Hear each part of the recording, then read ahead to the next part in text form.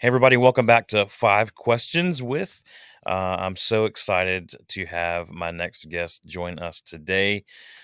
Literally, my best friend. We just had a conversation about this, and we can get into that maybe. But Yeah, uh, we'll see. my best friend, Chris Comstock. Chris is, if you don't know him, you're missing out.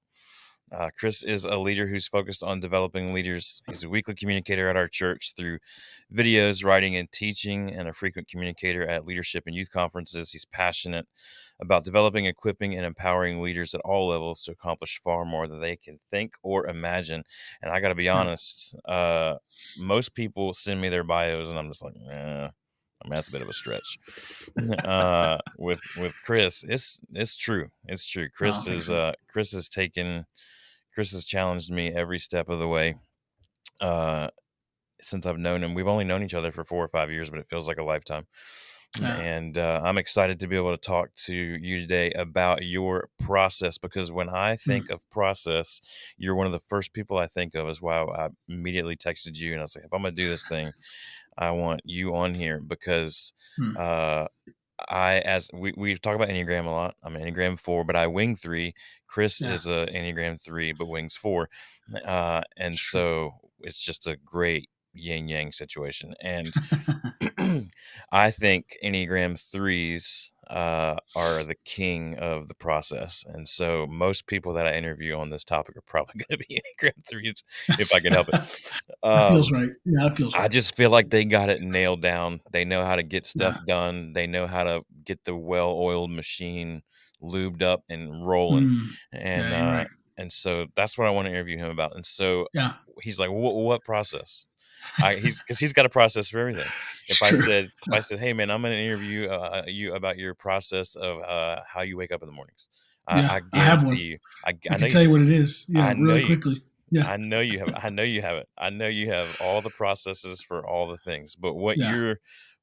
I really wanted to talk about your process of something that you're most passionate about, something that Mm, I think that you get the most joy from. yeah. Because sometimes processes are necessary, right? Just to kind of get us through to the next thing, right? That's where the Hmm. Enneagram 3 thrives. It's just like, hey, I know if I'm going to be productive, I've got to get up by this time. I've got to do this thing in this order and this many Yeah, brushstrokes and all the things, right? it's Uh, true. but Yeah. but I wanted to interview you today about your process of writing because Mm, I think you're super, super intentional about it. I'm just starting to dive into it. And so really this interview is just for me and anyone else that wants to listen and watch along is totally fine. But yeah. I have the 5 questions I have for you today are legit 5 questions that I want to know. And Yeah, so that's fair. I assume that as we go along, people are going to want to know it as well. So Hope so. let's just let's get the process laid out for us. What Yeah. is your writing process? So you're talking about we're writing messages, we're writing video content, we're writing teaching content, we're writing curriculum, all that type of stuff.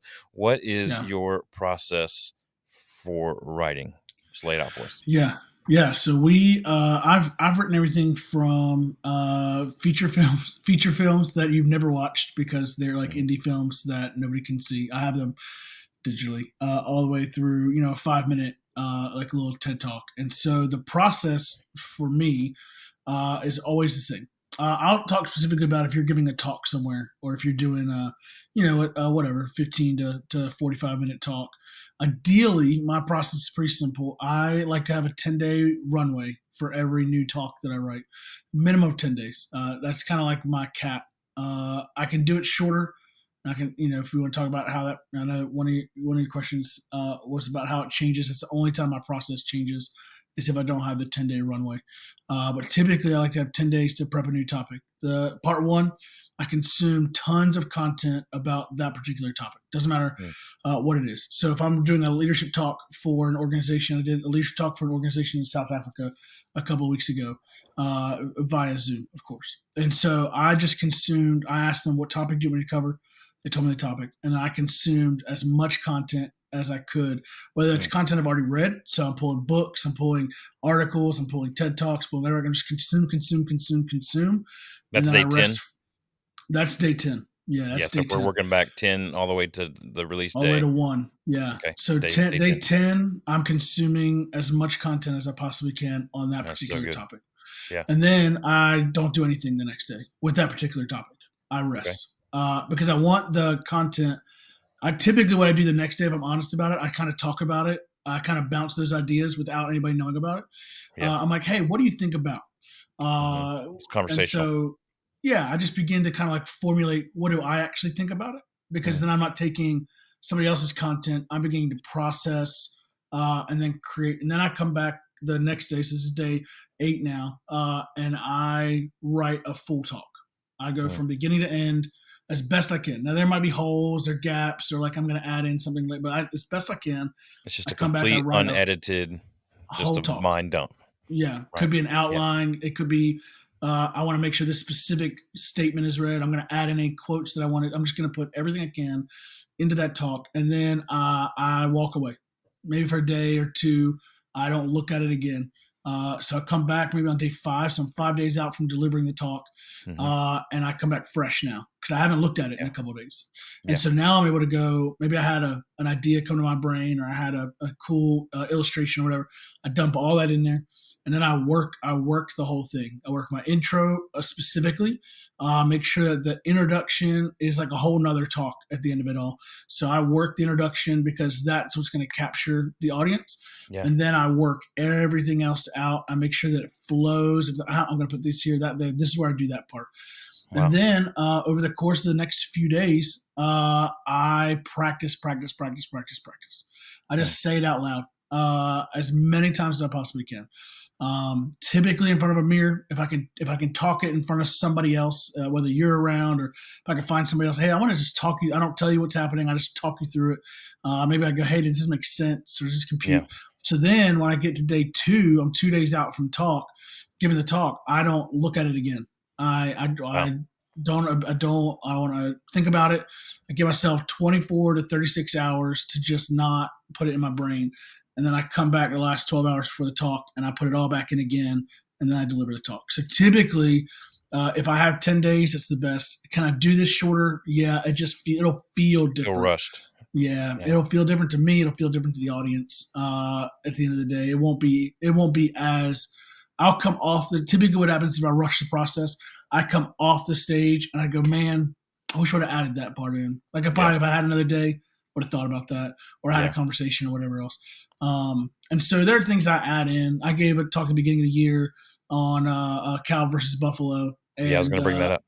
yeah, I didn't have. I had the whole talk written, and on Friday, I gave a talk on Sunday. I gave a message on Sunday. Friday night, I watched this thing on Facebook that came through, and I was like, "Oh man, that's a good illustration, cow versus buffalo." So I began to research buffaloes and cows and began to do all the work. And then I went and bought a buffalo, and I had a cow already because I love Chick-fil-A, A real and buffalo. a real buffalo. Yeah, I Yeah. wish. And I added that into the talk. That was Stuffed added. buffalo. Yeah, that was added like 24 hours for the talk, but it was honestly the sticky point of the whole message. And Yeah. so I wouldn't have thought about that 10 days ago if I delivered the talk, if I thought about it. You know what I mean? Like, so you have to have that ability to constantly be thinking about what am I about to be talking about. One of the great communicators that I follow said that they just create a file folder of topics and things that stick out to them, and that Mm. way they can always go back to it whenever they're like, man, I need an illustration on blank, or I want to write something on blank. They kind of Mm. always have kind of buckets to pull from. So That's I've great. always tried to do that. I just try to pull buckets instead of having to pull kind of brand new content. That just requires the work pre-labor. Like what goes into the process has to be what do you do before that starts, which means you Yeah. have to be reading, watching, consuming. You have to be willing to kind of pour it all in, because then you'll have some fresh content to pull back out. Yeah, a couple things that stand out to me about your process that I want people to kind of lean into for a second is, yeah, there's intentionality behind it, which I think is the key to any successful process, right? You have to be intentional. But as you're talking through your 10 days, there's so many points of rest.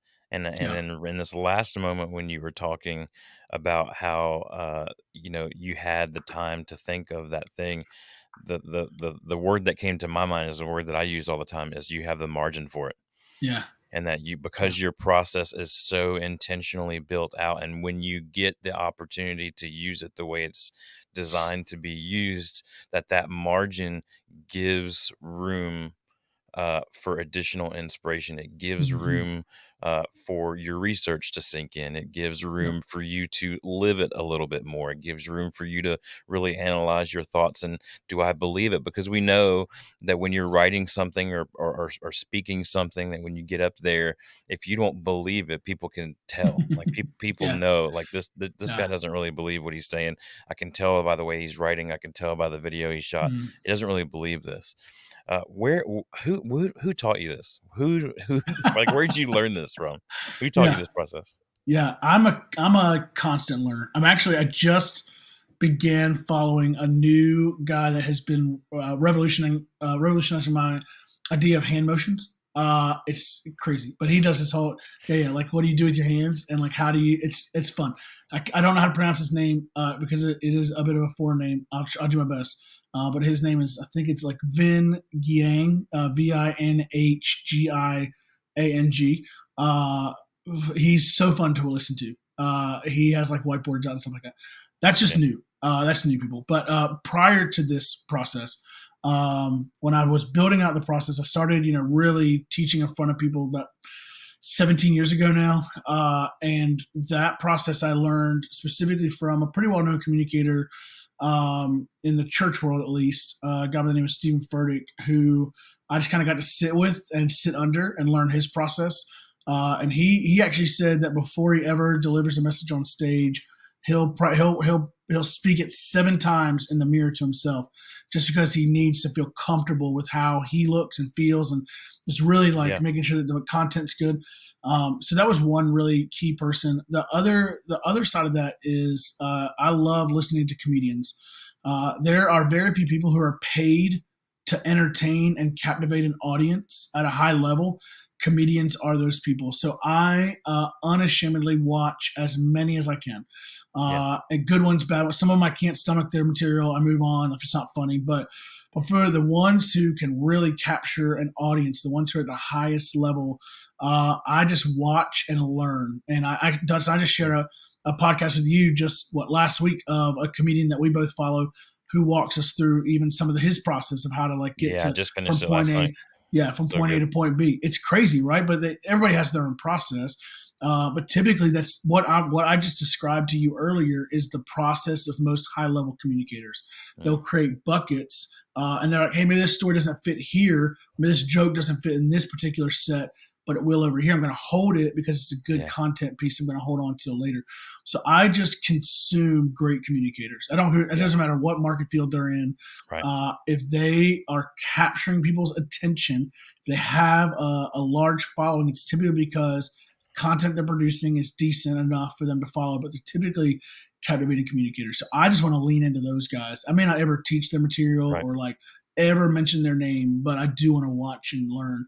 Yeah, So I just try to do that. I don't know if there was ever a book that I sat down and read about writing. I know I've read books on writing books, and there's a little bit of a different process to that style of writing hmm, because you're typically trying to hit word counts every day, and you're yeah, doing it just looks different. And so when I was writing my leadership development book for like student ministry, I read that stuff because I wanted to figure out, okay, how do I find a win here? Because I feel like yeah. I'm not accomplishing anything, and so I began to just research that. So yeah, it just depends on what you're trying to do. I think at the end of the day, who you're trying to mimic at some level. You're Yeah. never going to be that person. You're always going to be you, right? That's the best form of Mhm. communication. But you can learn tips and tricks from people who are doing that way better than you, who are a Right. step ahead of you. And I just try to do that. And then on the other side of that, I try to down channel that. Like, who can I teach what I'm trying to do? Because if you teach it, you'll You'll learn learn it it. better. Yeah. You remember it, that kind of thing. So Yeah. that's the process for me. I love it. My third question for you is super practical. When Yeah. is your most productive time of day to write? Yeah. For me, it's typically one of 2 times of the day. The middle of my day gets monopolized 9 times out of 10 with meetings or conversations or whatever, traveling, things like that. So typically, I get up really early in the morning. I like to get up around 4 in the morning so that I have time for my moment to. I know, yeah. You asked me, do I have a wake up process? I do. Yeah. 4 o'clock, I typically get up. I go. I'll immediately kind of get up. I'll drink a cup of water, typically 8 to 16 ounces to start the day. Your body needs that to start. It's true. And then I'll go out and I'll work out. And while I'm working out, I'll typically listen to a podcast of some sort, Yeah. some kind of creativity that'll stir the juices in my brains. Yeah. Or I'll watch a show, so like if I'm binging through a show at that time, whatever. Yeah. And then I'll sit down after that. So typically about 5:30, and I'll just begin writing whatever I need to write, and I'll do that until I can't anymore. If I take kids to school, whatever else, and then I'll typically can stay in that green zone. If you're familiar with the green, red, and yellow Yep. zones, I typically stay in that green zone until like 8 or 9 o'clock in the morning, and then it typically cuts off because people start knocking on my door, start asking questions. So Hmm. then the other side of that is late night. I am a college student at heart, and so I love writing like from 9 p.m. to like midnight. I Yeah. can really crank out some really good stuff there. What really drives me writing is deadlines. I've Mm. shared this with you before, Dustin. I have to mentally create fake deadlines in Yeah. order to execute at a high level because I'm always driven by what's most important in that priority. For example, right now I'm writing 7 new talks to give in the next 2 months for a couple of conference talks, things like that. It doesn't matter. I have to be able to prioritize which one is the most important talk right now. Mm. And so I'm in that process, right? Where's my 10-day window? So I'm working that process all the way down through. So I have to figure out what's most important and do that. So between now and the end of March, I'll have 7 brand new talks that are produced that I don't feel stressed about at all. Yeah. So I think that's where you just got to figure out where your rhythm is. Your rhythm Yeah. is, we have a guy on our team. His rhythm, I saw him last night, 8 o'clock at night, and I was like, "Man, you're not going home yet?" He's like, "Man, I'm in my sweet spot right now." And I was Yeah. like, "Okay." Like for me, I'm like, I'd rather just go home, chill for a little bit, But he's like, Hmm. he's wired up, ready to go. Yeah. So it's all just different, based on who you are. Yeah. He's been drinking energy drinks all day too, so they're That's finally kicking that's in. true. Um, That's true. all right. That's true. So I love this question for everybody, specifically with this process topic. Hmm. My fourth question is, where do you get your inspiration from? It depends on the talk. If I'm doing like a leadership talk of some sort, somebody's asking me that, I'll try to pull from guys I trust, girls I trust on that. I'm a northerner, so you guys is the same thing as y'all in the South. I try Yeah. to make sure I say y'all sometimes. But Try to basically, work it it's in. Is that I part of your try to. process? How many times can I work y'all into this talk? How many times? Yeah, it's depending on where I'm talking. Yeah, it does Hmm. matter. But yeah, if it's a leadership talk, I'll pull from leadership books or TED talks or YouTube videos.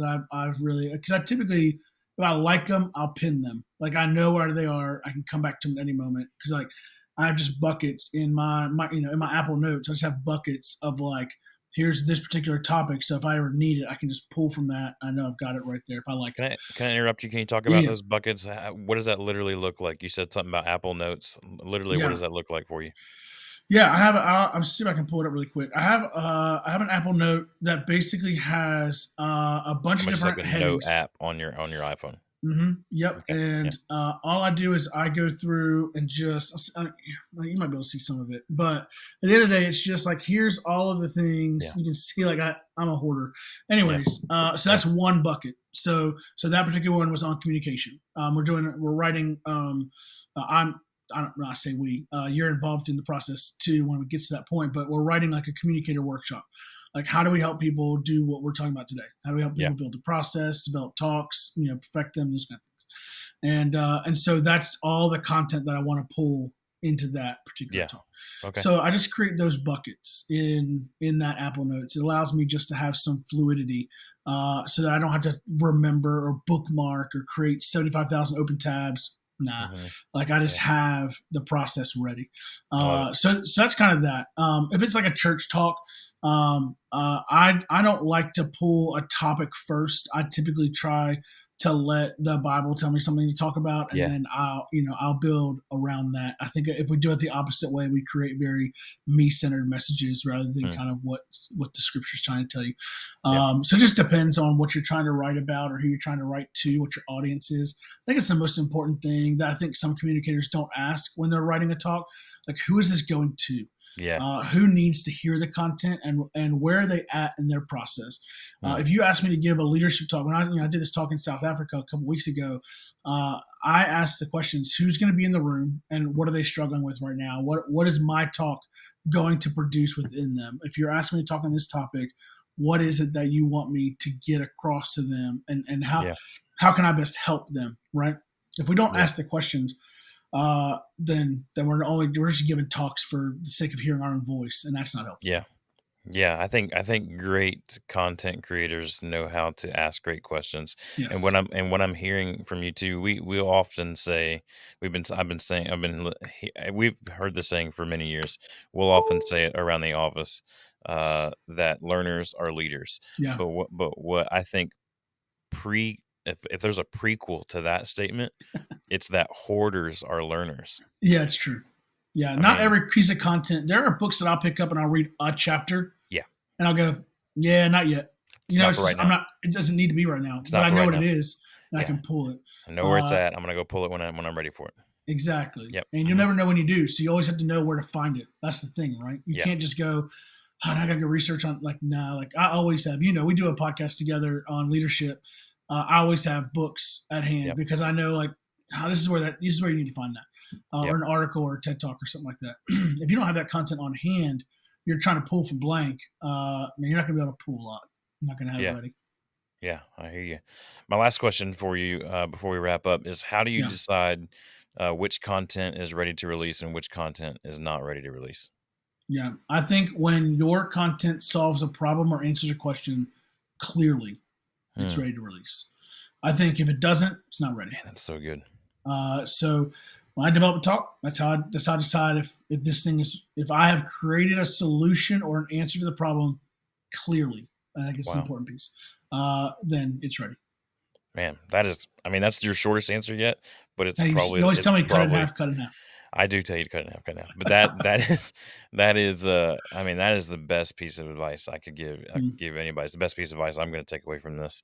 Well, there's a handful of places because Chris is constantly developing things. There's a handful of places that you can hear more of him and you can kind of follow along with what he's doing.